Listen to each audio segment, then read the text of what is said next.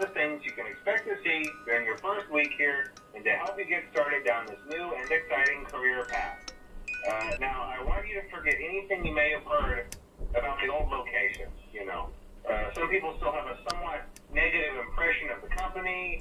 That old restaurant was kind of left to rot for quite a while, but I want to reassure you, Fazbear Entertainment is committed to family fun and above all, safety. They've spent a small fortune on these new animatronics. Facial recognition, advanced mobility. They even let them walk around during the day. Isn't that neat? But most importantly, they're all tied into some kind of criminal database so they can detect a predator a mile away. Heck, we should be paying them to guard you.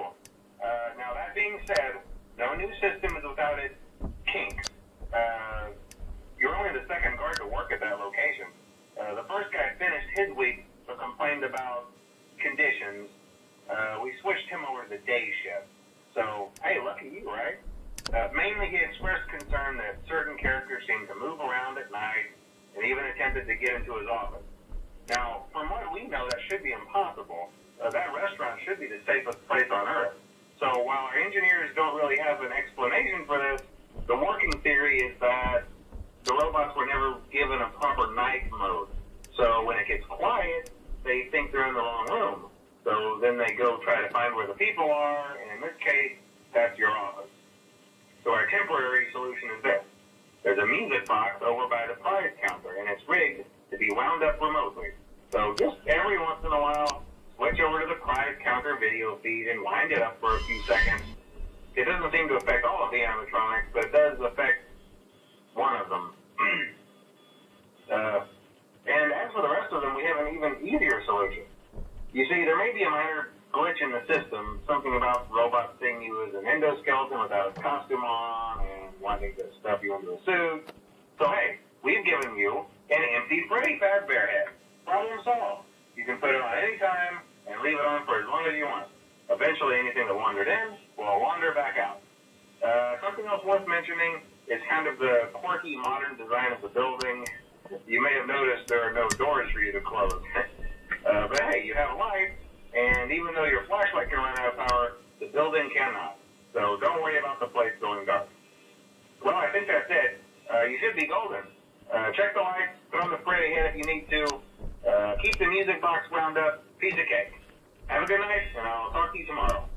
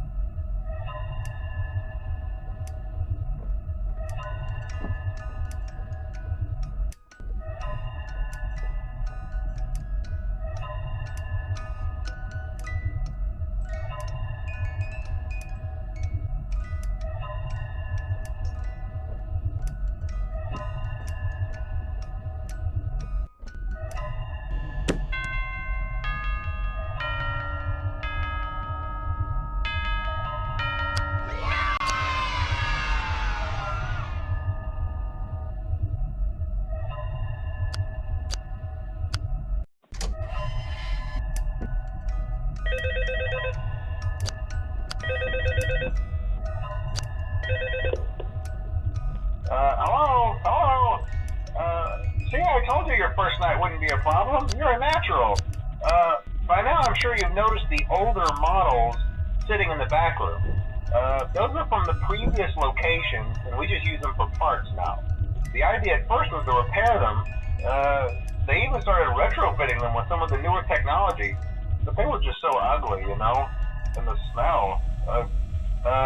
So the company decided to just go in a whole new direction and make them super kid-friendly. Those older ones shouldn't be able to walk around, but if they do, the whole Freddy head trick should work on them too, so whatever. I loved those old characters. Did you ever see Foxy the Pirate? Oh wait, Foxy. Oh yeah, Foxy. Hey listen, that one was always a bit twitchy. I'm not sure if the Freddy head trick will work on Foxy. If for some reason he activates during the night, and you see him standing at the far end of the hall, just flash your light at him from time to time. Those older models would always get disoriented with bright lights. It would cause a system restart or something. Come to think of it, you might want to try that on any room where something undesirable might be. It might hold him in place for a few seconds.